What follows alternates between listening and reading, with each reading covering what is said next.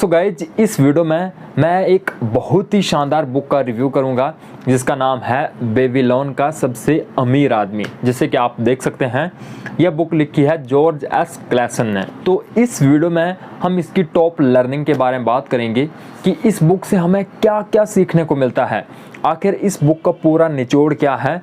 तो आप इस वीडियो को लास्ट तक जरूर देखें। गाइज इस बुक की जो सबसे पहली लर्निंग है, हम जितना भी कमाते हैं उसका हम 10% हर महीना बचाएं। अगर हम 20,000 रुपये कमाते हैं तो हम 2,000 रुपये हर महीना अपने लिए बचाएं, और जब वो फिर पैसा इकट्ठा हो जाए उस पैसे को ऐसी जगह पे इन्वेस्ट करें जहाँ पे वो पैसा हमें और पैसा कमा के दे। और इसकी जो दूसरी सबसे बड़ी लर्निंग है, हम किसी भी ऐसे आदमी से सलाह ना लें जिसको कि उसके बारे में कुछ पता ही ना हो। इसमें एक कहानी के माध्यम से बताया गया है कि एक आदमी होता है, वह पूरा साल अपनी कमाई का 10% बचाता है, और जब उसके पास बहुत सारा पैसा हो जाता है तो वो क्या करता है, वो एक ईंट बनाने वाले को वो पैसे देता है कि आप विदेश से आते समय मेरे लिए कुछ चमकीले पत्थर ले आना, और जब हम उसको बेचेंगे तो हम उसका 50-50 कर लेंगे।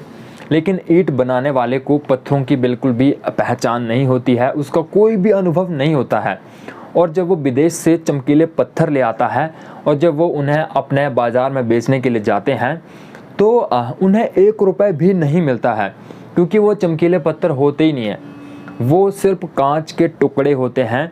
तो उसका सारा पैसा बर्बाद हो जाता है सिर्फ एक गलती की वजह से कि उसने ऐसे आदमी को वो पैसा दिया, ऐसे आदमी पर विश्वास किया जिसको कि उसके बारे में कुछ पता ही नहीं था।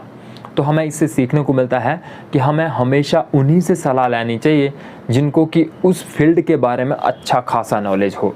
और इस बुक की जो तीसरी सबसे बड़ी लर्निंग है, हमें कभी भी अपॉर्चुनिटी को नहीं गंवाना चाहिए, क्योंकि इसमें बताया गया है एक भेड़ का व्यापारी होता है और एक भेड़ों को बेचने वाला होता है, लेकिन उसे उसी समय पता लगता है कि उसकी बीवी की तबीयत बहुत खराब है।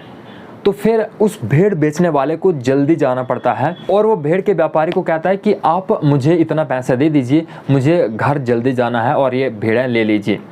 लेकिन उस समय क्या था, उस समय रात थी, तो उस समय पैसे गिनने में दिक्कत आ रही थी। उनकी डील बहुत ही कम पैसों में हुई थी, क्योंकि उस भेड़ बेचने वाले को बहुत जल्दी जाना था और दूसरे व्यापारी अगले दिन सुबह आने वाले थे। तो इसलिए उसने बहुत कम पैसों में भेड़ों को बेचने के बारे में सोचा। लेकिन उस भेड़ के व्यापारी ने क्या गलती की, उसने मना कर दिया कि मैं अभी पैसे नहीं दूंगा, मैं सुबह पैसे गिन कर दूंगा। लेकिन जब सुबह हुई तब क्या हो गया, तब और सारे भेड़ के व्यापारी आ गए और उन व्यापारियों ने उन भेड़ों की 10 गुना ज़्यादा कीमत दी। मतलब उस पहले व्यापारी का बहुत बड़ा नुकसान हो गया। अगर वो रात को उन भेड़ों को खरीद लेता तो उसका उसे बहुत बेनिफिट मिलता। तो उसने बहुत बड़ी अपॉर्चुनिटी हाथ से गंवा दी थी। तो इस बुक से हमें सीखने को मिलता है कि कभी भी अपॉर्चुनिटी को हाथ से जाने नहीं देना चाहिए, बल्कि उसका भरपूर फ़ायदा उठाना चाहिए। और इसकी जो चौथी सबसे बड़ी लर्निंग है कि हमारी इच्छा शक्ति हमेशा जागृत होनी चाहिए। इसमें बताया गया है कि कैसे एक गुलाम बेबीलोन का सबसे अमीर आदमी बनता है, क्योंकि उसमें एक इच्छा शक्ति होती है, उसमें विल पावर होता है कि मैं पैसे कमा सकता हूँ, मैं पैसे बचा सकता हूँ, मैं बड़ा आदमी बन सकता हूँ। इसीलिए वो बेबीलोन का सबसे अमीर आदमी बन पाया। तो गाइज ये थी कुछ लर्निंग बेबीलोन का सबसे अमीर आदमी बुक की। अगर आप भी इस बुक को खरीदना चाहते हैं, इसको पढ़ना चाहते हैं, तो इसका लिंक मैं डिस्क्रिप्शन बॉक्स में दे दिया हूँ। आप इजीली इसको हिंदी और इंग्लिश में मंगवा सकते हैं, इसको पढ़ सकते हैं। तो थैंक यू सो मच।